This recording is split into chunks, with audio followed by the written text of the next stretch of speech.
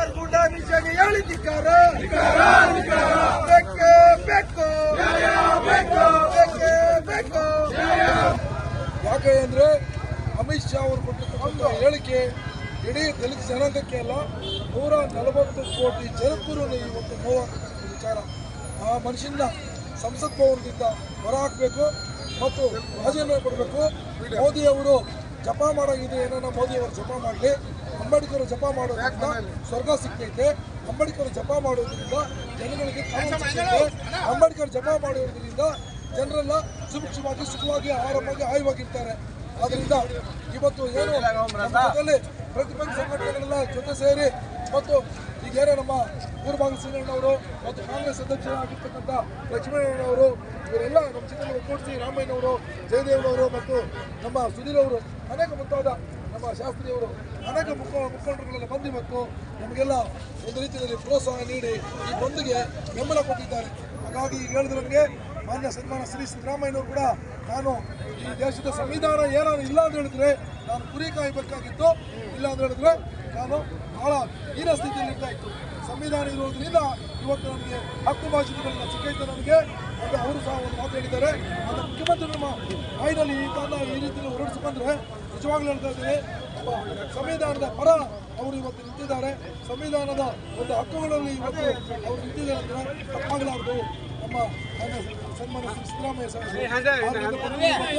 ಎಲ್ಲರೂ ಕೋಲಾರದಲ್ಲಿ peaceful success ಆಗೈತೆ, ಬಂದು ಯಶಸ್ವಿ ಆಗೈತೆ. ಬಂದು ಈ ಯಶಸ್ವಿ ಆಗೋದಕ್ಕೆ ಎಲ್ಲ ಅಲ್ಪಸಂಖ್ಯಾತರಾಗಿರ್ಬೋದು, ದಲಿತರಾಗಿರ್ಬೋದು, ಕನ್ನಡ ಸಂಘಟನೆ, ರೈತ ಸಂಘಟನೆಗಳು ಮತ್ತು ಅನೇಕ ನಮ್ಮ ಮುಖಂಡರಾಗಿರ್ತಕ್ಕಂಥ ಕಾಂಗ್ರೆಸ್ ಪಕ್ಷಗಳು ಎಲ್ಲರೂ ಸೇರಿದ್ದಾರೆ. ಇದರಲ್ಲಿ ಬಹಳ ನಿಜವಾಗಿ ಹೇಳ್ತಾ ಇದ್ದಾರೆ. ಅವ್ರಿಗೆಲ್ಲ ಧನ್ಯವಾದಗಳು ತಿಳಿಸಿ ಈಗ ಜೈ ಭೀಮ್. ಅಂಬೇಡ್ಕರ್ ಅವ್ರಿಗೆ, ಬಾಬಾ ಸಾಹೇಬ್ ಅಂಬೇಡ್ಕರ್ ಅವ್ರಿಗೆ, ಬಾಬಾ ಸಾಹೇಬ್ ಅಂಬೇಡ್ಕರ್ ಅವ್ರಿಗೆ. ಇವತ್ತು ಕೋಲಾರ ನಗರ ಮತ್ತು ಗ್ರಾಮಾಂತರವನ್ನು ಬಹಳ ಅದ್ಧೂರಿಯಾಗಿ ಬಂದೋಬಸ್ತು ಬಂದು ಆಚರಣೆ ಆಗಿದೆ. ಇದಕ್ಕೆ ವಾರಗಟ್ಟಲೆ ಈ ಬಂದಿಗೆ ಕಾರಣಕರ್ತರಾದಂಥ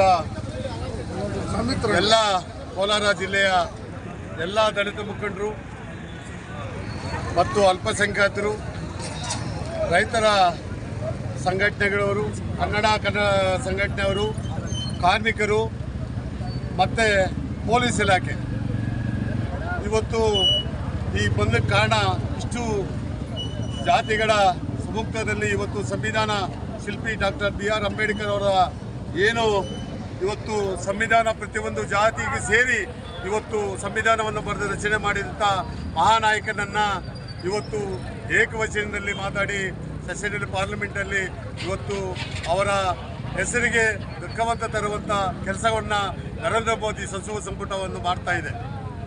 ಇವತ್ತು ಈ ಸಚಿವ ಸಂಪುಟದಲ್ಲಿ ಅವರ ಪ್ರಮಾಣ ವಚನ ಸಮಯದಲ್ಲಿ ಕೂಡ ನರೇಂದ್ರ ಮೋದಿಯವರು ಮೊದಲ ಬಾರಿಗೆ